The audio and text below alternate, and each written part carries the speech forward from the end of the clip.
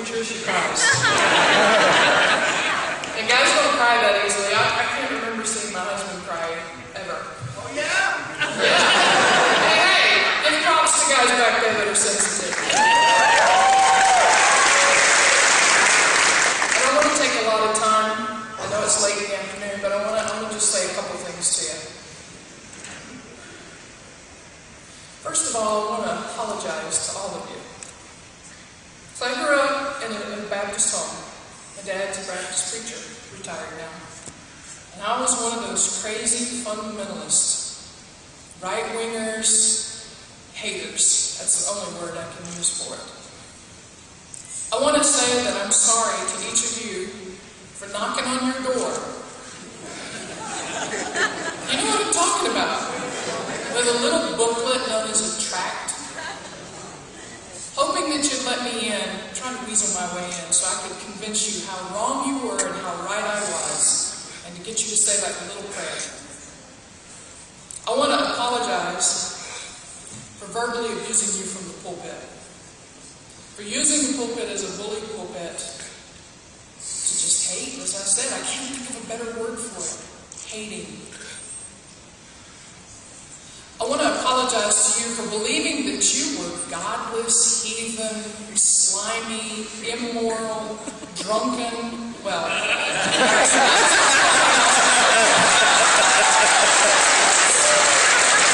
we'll skip that part.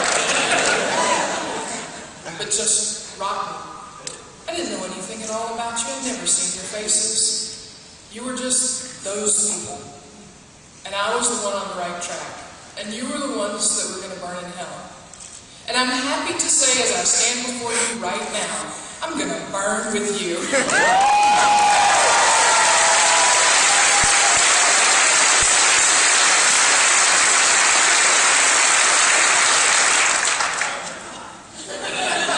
You're right, I'm not. Hell doesn't exist. Ernest, you just told us that a minute ago, didn't you? I'm just going to share a little bit of my story with you. I'm not going to take much of your time, as I said. Really, my story is online, and you can find it other places. If you want to read it, I'll let you have it. Really, what I want to say to you is that a couple of things. I've been in the church for 44 years. Yeah, I'll tell you how old I am. It's important for you to know how long this indoctrination has been a part of my life. About 10 years ago, I started trying to... Actually, it's been longer than that. When I was a kid, I would have questions about things. Some of the things Mike talked about, how the Bible could say one thing, and then a few verses later it could say another. And I would ask my dad, the pastor, and he would say, well, are you confused, Teresa? It's nice to hear my own name and not a fake name. I'd say, oh yeah, of course I'm confused, Dad. I mean, this says women keep silent in the church, and this one says women make sure your head's covered when you talk in church. And you say, well, God's not the author of confusion. His ways are higher than our ways. You're not God. You're human. So if you have this doubt, it's a lack of faith. And so I'd walk away filled with guilt. Some of you know what I'm talking about, don't you? I see your heads. I have lived with guilt and with God as a taskmaster for 44 years. No more. No more.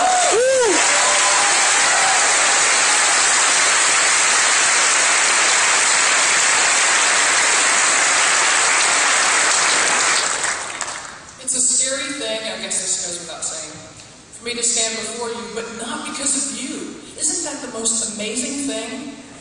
You all are offering me the most humbling experience of my life. You are offering me love and acceptance without judgment.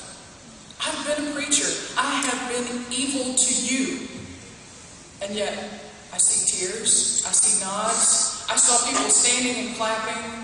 I see love. I see my fellow preachers over there rooting for me. I don't think I've ever experienced anything like this before. Thank you so much.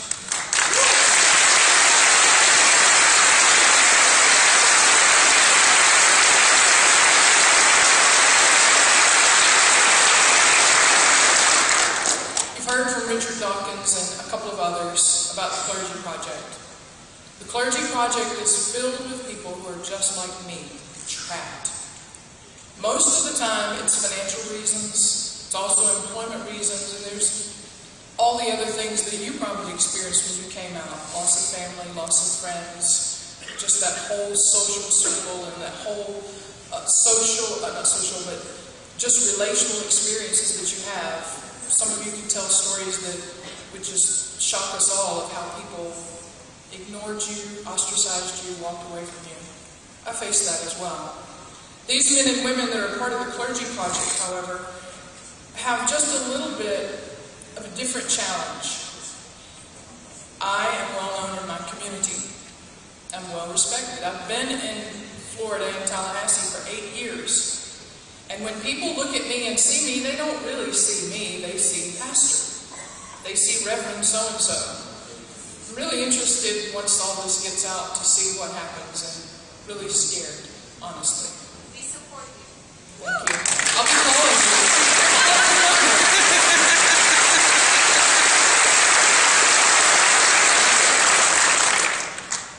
Mike came out on MSNBC.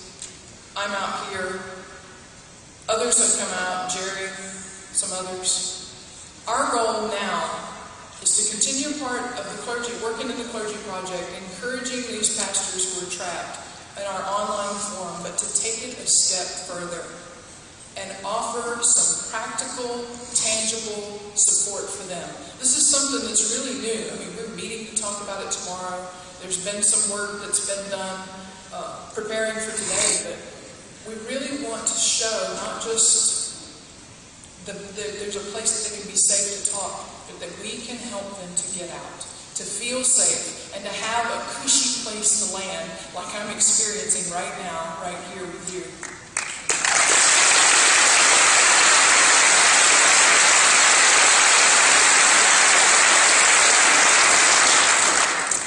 We're not really sure what we're going to call it.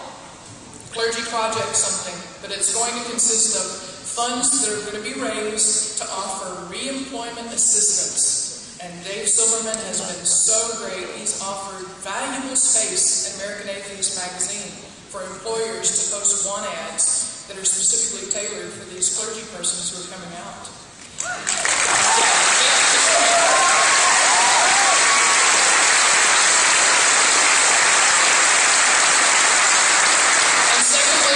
Be able to offer a loan sort of program for them, a 3 to 6 month package that will be able to give them a sigh of relief so that they can come out, look for jobs, do interviews, travel, whatever it is. You know how it is to try to find a job.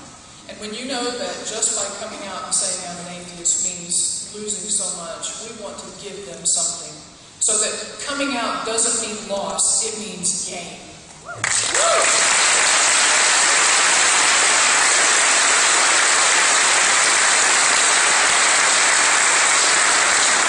I'm going to end. I know we have things to do. Thank you. Thank you.